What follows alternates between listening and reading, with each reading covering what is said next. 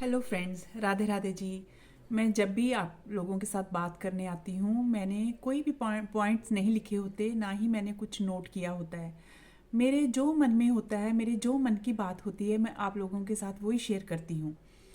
आज हम बात करेंगे बेटियों के बारे में। देखिए, बेटियां या बेटे दोनों ही बहुत प्यारे हैं। बेटियां हों या बेटे हों, हमारे दिल का टुकड़ा हैं। तो फिर भी आज हम बात करेंगे बेटियों के बारे में, बेटियों को कैसे हम सपोर्ट कर सकते हैं।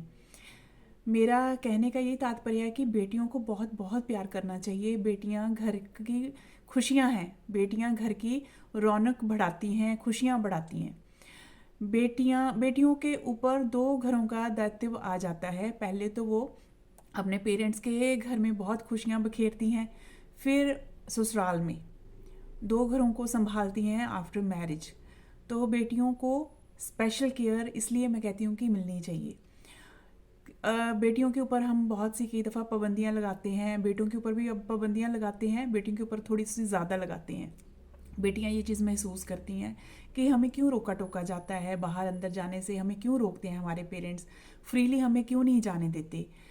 कहते हैं ना, मैंने कथा में सुना था, बेटे तो लोहा है, लोहा बाहर भी पड़ा रहे, बारिश में भी पड़ा रहे तो उसको कोई नुकसान नहीं होता इतना ज़्यादा। पर बेटियां सोना है, सोना तो हम बाहर नहीं रख सकते ना। बेटियां तो जैसे सोना है, हम तिजोरी में रखते हैं, अंदर तिजोरी में बंद करके रखते हैं, बाहर तो नहीं रखते। तो इसलिए बेटियों को हम सोने की तरह रखते हैं, संभाल के रखते हैं। और डे वन से ही अपने बच्चों को शिक्षा देनी शुरू कर देनी चाहिए, बात करना शुरू करना चाहिए बच्चों के साथ। डे वन से ही बेटियां मदर्स को बहुत प्यारी होती हैं, ये तो है ही है कि मदर के साथ स्पेशल अटैचमेंट होती है। फ्रेंडली डील करती हैं बेटियां अपनी मदर को, मदर के साथ हमेशा रहती हैं, हर बात शेयर करती हैं।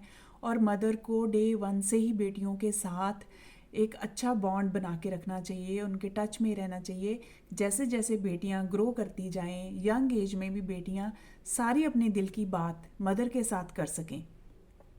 जो पहले ज़माने होते थे, मदर्स इतनी ज़्यादा बोलो कि टच में नहीं रहती थी, बच्चे खुद ही आपस में खेलते रहते थे।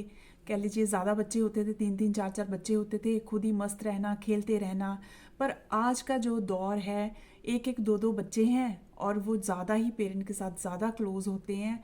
और एजुकेशन भी वैसी ही है। जैसे बेटियां हैं, उनको गुड टच बैड टच, बच्चों को सबको ही स्कूल में ही ये चीज़ें सिखाई जाती हैं, घरों में भी पेरेंट्स टीच करते हैं और करना भी चाहिए। बेटियों के साथ बात करते रहना चाहिए, उनको हर चीज़ थोड़ी थोड़ी कहते हैं ना एज के हिसाब से। जैसे बहुत ही छोटी हैं बच्चे तो गुड टच तो बैड टच तो बहुत अर्ली एजेस में बताया जाता है। फिर जैसे थोड़ी और ग्रो कर जाती हैं, सिक्स सेवन्थ में आ जाती हैं, तो उनको और भी कई तरह की बातें हमें बताना चाहिए कि स्कूल में हमें कैसे रहना है, कैसे बिहेव करना है, कैसे बच्चों के साथ, दूसरों अपने बच्चों के साथ कैसे डील करना है। जैसे कोएड में अगर बेटियां जा रही हैं तो कोएड में हमें कैसे रहना है। आजकल के बच्चे हैं बिल्कुल ओपन माइंडेड, वो जैसे ही गर्ल्स हैं उनकी फ्रेंड्स हैं, बॉयज़ भी उनके फ्रेंड्स हैं। तो देखिए, हर रिश्ते में एक लिमिटेशन होती है। तो बेटियों को ये चीज़ सिखाते रहना चाहिए कि कितना उनको कितनी हद तक आगे मूव करना है, उनकी लिमिटेशंस क्या हैं। तो लिमिट्स तो होती हैं, तो हम बताएंगे तो हमारी बेटियां ज़्यादा सेफ रहेंगी और ज़्यादा अच्छे से वो ग्रो कर सकेंगी। बेटियां ज़्यादा पढ़ सकेंगी, ओपन अप हो सकेंगी।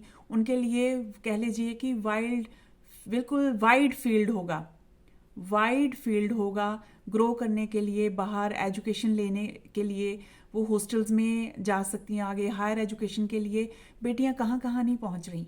आजकल बेटियां कौन से फील्ड में हैं जो नहीं है, एयरफोर्स ले लीजिए, आर्मी ले लीजिए, हर फील्ड में हैं बेटियां। मैक्सिमम फील्ड जो हैं बेटियों ने वो ज्वाइन किए हुए हैं। डॉक्टर्स हैं, टीचर्स हैं, लॉयर हैं। कौन सा फील्ड है जहाँ बेटियां काम नहीं कर रही, लड़कियां काम नहीं कर रही, लेडीज़ काम नहीं कर रही।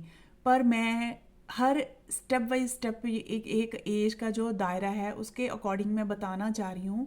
मैं चाहती हूँ कि एक्चुअली बच्चों की बहुत बहुत अच्छी स्टडी हो, हमारी बेटियां बहुत बहुत पढ़ें, बहुत ग्रो करें और बहुत ही एक अच्छी रिस्पेक्ट कह लीजिए कि वो पा सकें हर फील्ड में। अभी कह लीजिए जब बेटियां अब जॉब में आ जाती हैं। कई लोग जो होते हैं ना, वो अपनी जॉब की भी डिग्निटी मेंटेन नहीं रखते। क्या करते हैं, डॉक्टर फील्ड में है, नर्सिस फील्ड में है, जहाँ लॉयर्स हैं, जहाँ कह लीजिए जज हैं, और भी बहुत से फील्ड हैं, क्लैरिकल फील्ड में है। कई लोग क्या करते हैं कि कह लीजिए कि अपना जब फील्ड में है तो वो अपना क्या करते हैं, बातें करनी, लड़कों के साथ बातें करी जा रहे हैं, लड़कियों के साथ बातें करी जा रही हैं, आपके आगे सामने लाइन लगी हुई है, पब्लिकली आप बैठे हुए हो, पर आप अपने प्रोफेशन की डिग्निटी मेंटेन करके नहीं रख रहे उन सबके सामने। तो उनके माइंड पे एक इम्पैक्ट आ जाता है कि यार हर फील्ड में ऐसे ही चल रहा है, ऐसे ही काम होते हैं। तो उससे क्या होता है, उस प्रोफेशन की डिग्निटी लो होती है। तो मैं नहीं चाहती, मेरा जो मन है, जो नहीं चाहती कि किसी फील्ड में भी बेटियों के लिए ये सोचा जाए कि यार ये फील्ड अच्छा नहीं है, हमें अपनी बेटियों को उस फील्ड में नहीं डालना है। ये फील्ड अच्छा नहीं है, उस फील्ड में हमें अपनी बेटियों को नहीं डालना है। फील्ड कोई भी बुरा नहीं है।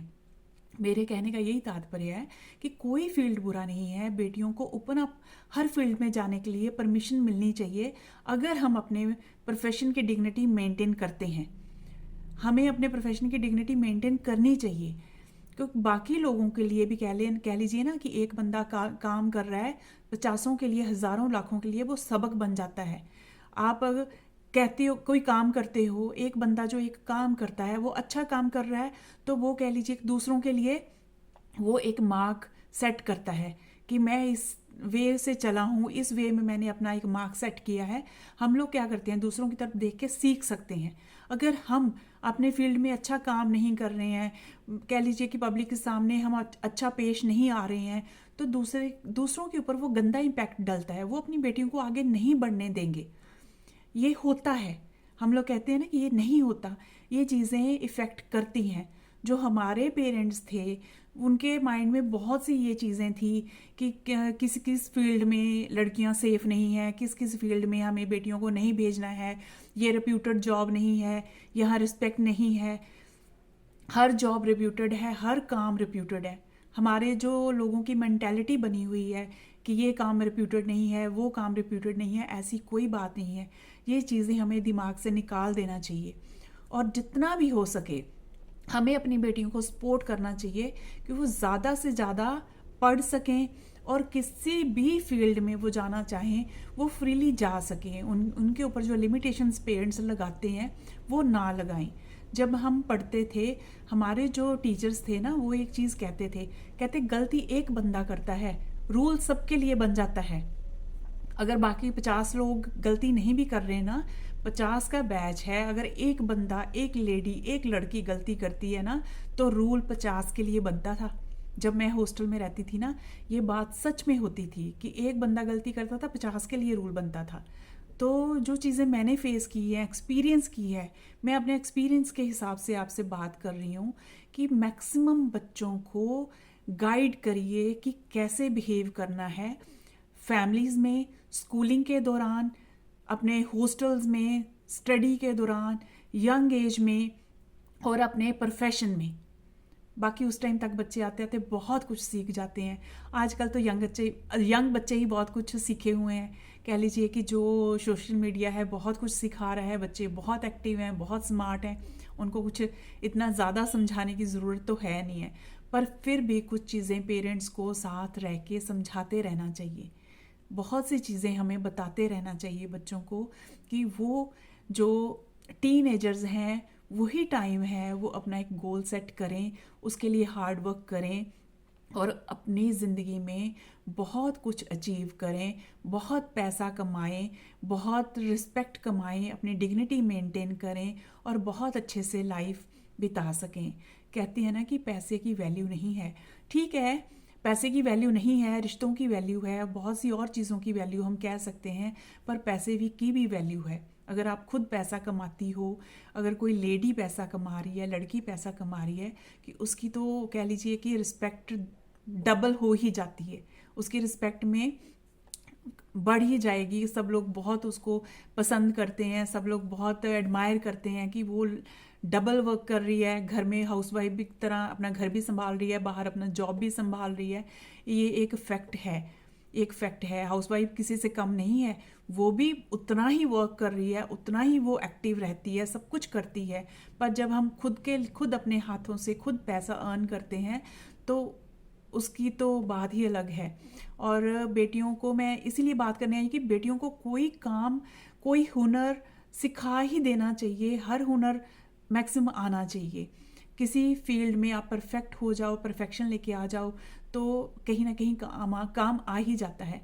आप बेशक शादी के बाद भी जॉब करें, काम करें, ना करें, लेकिन बहुत ही ज़्यादा एजुकेशन पाइए, बहुत ही ज़्यादा आप हुनर सीखिए, एक्टिव रहिए, स्मार्ट बनिए, और कह लीजिए कि उससे रिस्पेक्ट अपने आप ही मिल जाती है, इस रिस्पेक्ट गेन हो ही जाती है।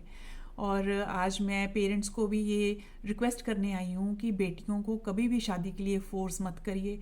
कुछ लोग कहते हैं कि हम शादी के बाद पढ़ा लेंगे जी, बहुत अच्छा लड़का मिल जाए, जहाँ वेल सेटल्ड फैमिली मिल जाए, अच्छा घर मिल जाए, परिवार मिल जाए, तो हम लोग सोचते हैं जी बेटियों की शादी कर दीजिए। शादी तो हो ही जाएगी, कहते हैं ना कि जोड़े जो हैं वो पहले से ही बने होते हैं, शादियां पहले से ही निर्धारित होती हैं। तो आप बहुत ही ज़्यादा अपने बेटियों को पढ़ाइए, जितना भी चाहिए पैसा खर्च करना चाहें आप उतना बेटियों की स्टडी पे खर्च करिए, बेटियों को बहुत ज़्यादा पढ़ाइए ताकि वो अपने पैरों पे स्टैंड हो सकें, अपनी लाइफ में वो रिस्पेक्ट, वो डिग्निटी गेन कर सकें। शादी के बाद वो जॉब करें ना करें वो उनकी मर्ज़ी है, वो उन पे डिपेंड होना चाहिए कि वो क्या करना चाहती हैं।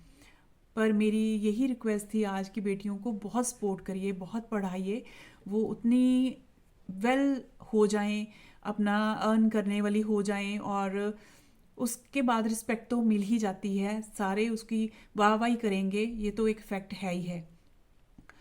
All the best, take care, खुश रहिए और इन्जॉय करिए अपनी लाइफ।